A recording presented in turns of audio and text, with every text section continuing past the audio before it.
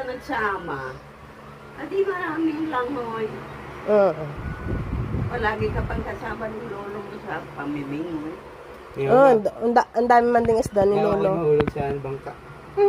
Ay, bakit si ano? Ay, Sino yung kay Vanessa? si Stoy. Ito, hindi na naman nagkakape. Baka mabanlian si Lola ah.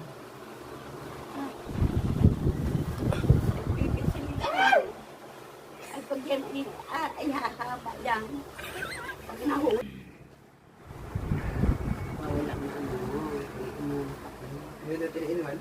Stick na lang.